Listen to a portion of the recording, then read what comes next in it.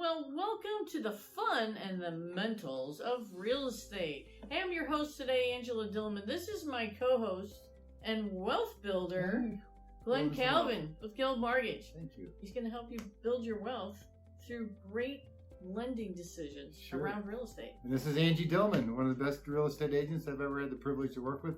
She's also excellent at wealth building.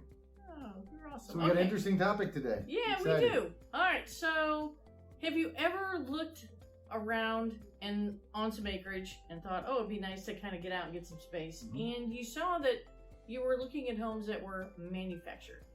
And you're like, manufactured? What is that? Is that a mobile home? Is it a modular home? Are they the same thing? Have you ever wondered? Well, we're here today to try to dispel the myths around it. And no, they are not the same thing, although the words are used interchangeably. So, and they've been around, you surprised me, they've been around a long time. Long time. So early 1900s, they started building mobile homes in Mobile, Alabama. Well, that's the legend, and that's what we found on the internet. No, they did. I hope it's true. It is, because they needed to move around to work, to find work at the time. But since they were not built very well, the government finally stepped in and said, hey, we're going to provide you some standards for building them, and now you can call them manufactured homes. And that was 1976. 1976. So we're talking about buying one of these, and that's getting pretty far back. But if it's before 1976, probably want to stay away from it. Yeah. So 1976 and on, they started calling mobile homes manufactured homes when it came to the lending industry. Although, really, in the culture, mobile home just stuck, really. And so, on a mobile home and a manufactured home, they're both built in a factory. So that's about where their similarities end. And where they're different from the other houses that we see that you pour a foundation, you deliver the lumber, they construct it there. That's probably the main difference. Right. So they're both built in a factory. On the mobile homes, most of the time, the ceilings aren't quite 8 feet on the flat ceilings. They usually vault them so you can't tell, and get them a little bigger in the living areas. But they also have paneling. Right, not drywall. Not drywall, like you can't, some people have learned how to repaint them or taken the paneling off and drywall. So you might walk into one and go, this is all drywall. Well, that's because someone retrofitted the drywall in. Okay, so they're built that way. They're built usually not to put on a foundation. However, you can put them on foundations. Now, on a mobile home that you're used to, kind of, especially around the St. Louis area, there are mobile homes that have been placed on a foundation. If you do that, and then you go down to the recorder of deeds and say, hey, this is not a mobile home anymore. I want it to be considered real estate because it's attached to a foundation on a lot. Now what am I considered when I go to get a loan? So they're manufactured home and regular real estate. And regular real estate. So are the loans exactly the same on them as a regular house? Yeah, they are. We're going to go into a lot of detail then. And to look on the other side, if they're not attached to a foundation, we're going to refer to them as chattel or personal property. Personal property, because you can move them around. Right, so you can move them around and they're taxed different. And there's not a lot of them in the St. Louis area, although it's funny, we're doing this in Chesterfield, Missouri, and a quarter mile east of me is a trailer park. That's right. Right there in the middle of Chesterfield. Homes, right? Okay, so there's a way to make a mobile home considered real estate. But you have to go down and do that final step with the recorder of deeds office. Okay. So now we're talking about the what I refer to as a trailer, the single wide, the double wide. You said you've seen them as triple wides. Yeah, and then that's what we're talking about here. That's a mobile. Now, manufactured, also made in a factory. However, on the manufactured homes, we use the manufactured label around the St. Louis area because these are built differently. They're 2x6 construction. They're drywall. They have 8-foot ceilings, and they're really made to go on a foundation. You pour the foundation, they bring it out, they put it on the foundation, they add a porch, they add a garage. Now, if they add it's going to look more just like a regular house. It's going to look just like a regular house, and you walk into them like, I can't tell why they call this a manufactured home. Because it's 2x6, and it's drywall, and it's got a porch, and it's got a garage. Now, if I have all that, a house. That's right. If I have all that, can I get the same loans? Of course, yes. Okay, you get the same loans on. So, are you talking first-time home buyer too? First-time home buyer. USDA 0%, 0 down. No, and I'm glad you brought that out. Oh no, no USDA loans. USDA has a program right now. If it is brand new, and you fill out the paperwork, I think there is a way to make that happen. But if I want to look in rural area for a manufactured home that's already been there for a few years, USDA is out. VA, we're okay. Conventional, FHA, rule is 3% down. Okay. And one of the things that I found out, just kind of a rule of thumb, if you're buying one of these that's been around a while, if it was built or put on the property before 1990, you're probably going to have an easy way to go.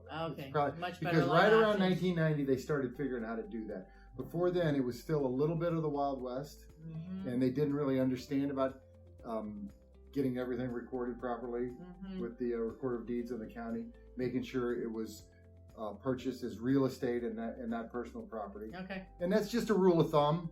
Right. If it's before 1990, probably might be some extra work or might not work out. After 1990, it seemed like everybody kind of got their act together. Okay. There's another little difference in the HVAC. So your heating and cooling in a mobile home, they actually make furnaces and air conditioners just for mobile homes. And they're not the typical kind that you have in your regular home. They are different.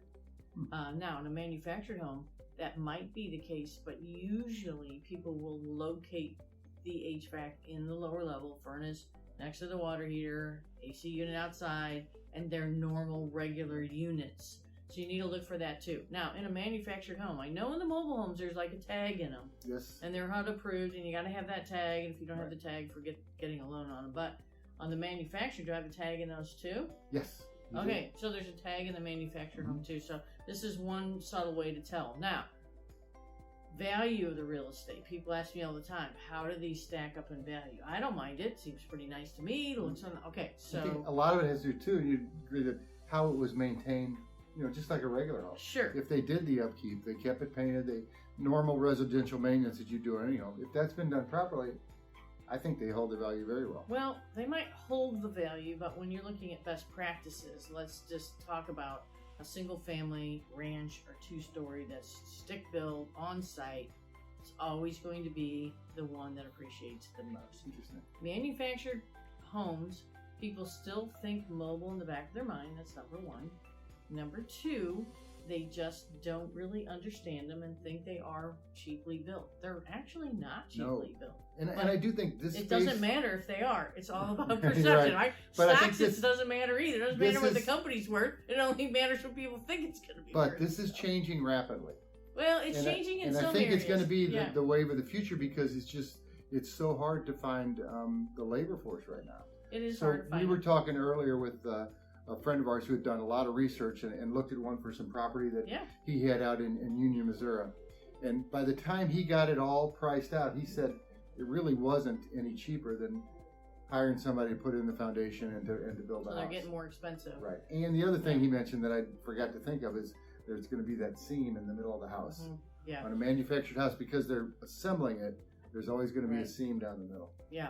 Now, manufactured, when it comes to real estate values, even though it's attached on the foundation, has a regular HVAC, has a porch, has a garage, people are still going to look at that differently. And when you're comparing another house that's sold down the street or close by, and you're comparing them for appraisal purposes, even the appraiser is probably going to be able to use a regular stick-built house and compare it to manufactured. But in reality, buyers don't do that. Appraisers do it. Lenders are okay with comparing a regular stick-built to manufactured. But still here in the St. Louis area, that buyer's market is still going to discount that house some because it's manufactured. It's just the way it is right now here in St. Louis. So when you talk about St. Louis, and we hit on this a little bit earlier, most of the area, when you look at St. Louis County, as you get closer to urban, more populated areas, they're probably going to be zoned against those houses right now. The mobiles, they are, but manufactured, sometimes they are and sometimes they're not. But you just tend to see manufactured usually more out on rural, more on acreage. 1 acre, 2 acres, 20 acres. Very common to see them because before they used to be way less expensive to build because they're built inside, don't have the weather factors. You can just, they're built, they are built to spec in the factory because it's built in great conditions, right? No extreme weather conditions whatsoever. So they're built really, really well. And really fast. just like they did in 1976. The lenders right now and the GSEs, Freddie Mac and Fannie Mae, they've actually gone to these companies that do the manufactured, the modular homes, and they've given them the specification. And they said, if you'll build them this way, we'll loan insure 90. Right. We'll loan up to 97%. Woo! We'll do an FHA loan. We'll do a first-time Right. home buyer. That's why I think it's evolving, and we're going to see changes in the future. Right. So don't be scared of them, but know that there is a difference between them. And people use the mobile manufactured interchangeably, but they're not the same thing. Okay, so next week join us when we are going to talk about multifamilies, like 2s and 4 families. Which is just the opposite. We're not going to see as many of those in the rural areas. So there's some, but we're going to see more in the urban areas. Yeah, all right. Until next week, thanks for joining us. Would you like to know how much cash is in your home? Would you like to know what that cash could do for you? Would you like to figure out how to pay off your home faster? Would you like to set up a private search where no one will try to bug you or sell you anything when you're searching for another home? I got an app for that. The wealth building app for your home. HomeBot. It's free. Click here.